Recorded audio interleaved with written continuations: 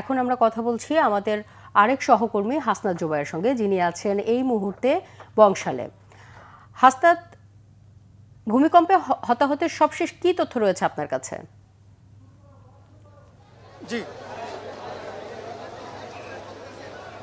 জি আমি এই মুহূর্তে রয়েছি হচ্ছে রাজধানীর বংশাল থানার কেপি ঘোষ লেন, আমি সেখানে রয়েছি এবং এখানে আজকে সকালে ভূমিকম্পের সময় একটি মর্মান্তিক ঘটনা ঘটেছে।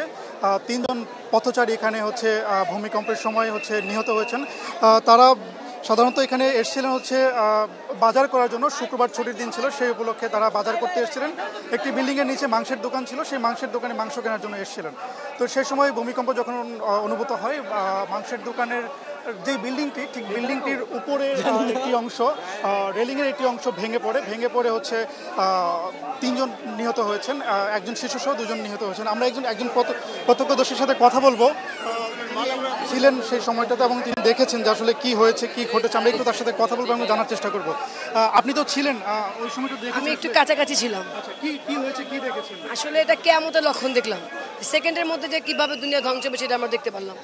আর এটা কাউকে বলে আসেনি এই ভূমিকম্প। তো বাচ্চাটার জন্য আমার অনেক খারাপ লেগেছে। আমি 4 ঘন্টা যাবত নিজেও আমার বাচ্চার কথা মনে করে, 3 জন মারা গেছে, 2 জন তারা মর্মেতে আছে মিটফুল। তা আমার 4 ঘন্টার মধ্যে আমার খুব খারাপ লাগতেছে বাচ্চাটা দেখার পর। আমি নিজে বাচ্চাকে দেখলাম যে ব্যান গাড়িতে তুলে নিয়ে গেছে। তা আমাদের যদি এলাকায় এই বাচ্চাটাকে থাকতো তাহলে অবশ্যই কেউ না কেউ খবর আমরা পেতাম। আমার মনে হয় বাচ্চারা পরিচয় এখনো পাওয়া যায়নি। তখন 4 ঘন্টা পর আমার মাথা কাজ আসছে, বাচ্চার ছবি তো কারো কাছে নেই। তা আমি নিজে মিটফোর্ড মর্গে ঢুকে বাচ্চার ছবিটা আমি নিয়ে আসছি তুইলা, যেটা আপনাদের মাধ্যমে যদি শেয়ার করে দেন তাহলে হয়তো তারা বাবা মা তার সন্তানকে ফিরে পাবে। কিন্তু এই কাজটা আপনাদের একটু আগে করা দরকার ছিল। 4 ঘন্টা হয়ে গেছে এই ভূমিকম্পের, কিন্তু এখন পর্যন্ত বাচ্চার ছবি কেউ পাইনি। এই ফার্স্ট আমি যায়া মর্মে ঢুকে ছবিটা তুলে নিয়ে আসছি। আপনি ওখানে গিয়ে কি দেখলেন? ওখানে আরো 2 জনের লাশ দেখলাম, তাদেরকে চেহারা আমি দেখতে পারিনি, কারণ তাদের চেহারা অবস্থা অনেক খারাপ, হয়তো এই জন্য ভয় পায়। কেউ নাই, এখন পর্যন্ত কোনো আত্মীয় নাই। যেমনটা আমরা শুনছিলাম যে একজন প্রত্যক্ষদর্শী বলছিলেন যে তিনি দেখেছেন যে যারা এখানে সে সময় আহত এবং নিহত হয়েছেন, তার মধ্যে একজন শিশু রয়েছেন, যে শিশুটির পরিচয় এখন পর্যন্ত শনাক্ত হয়নি। তবে আমরা দেখতে পেলাম যে শিশুটির একটি ছবি আমাদের হাতে এসে আমরা দেখার চেষ্টা করলাম।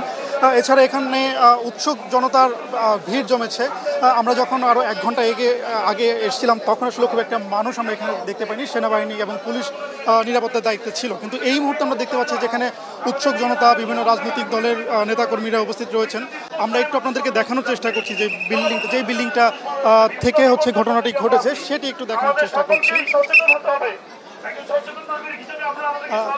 জি, আমরা ঠিক যেই জায়গাটাতে ঘটনাটা ঘটেছে সেই বিল্ডিংটার নিচেই রয়েছি আমরা। ঠিক এই বিল্ডিংটার উপর থেকে ছাদের যে কার্নিশের যে রেলিং, সেটি ভূমিকম্পের সময় ভেঙে পড়েছিল।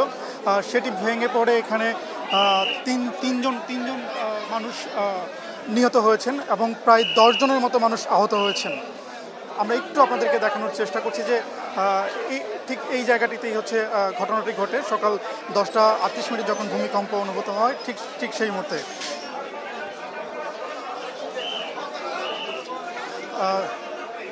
ঠিক এই মুহূর্তে বিভিন্ন রাজনৈতিক দলের নেতাকর্মীরা এসেছেন এখানে কথা বলতে। এই ছিল বংশাল কেপি ঘোষ লেন থেকে সর্বশেষ তথ্য ভূমিকম্প নিয়ে।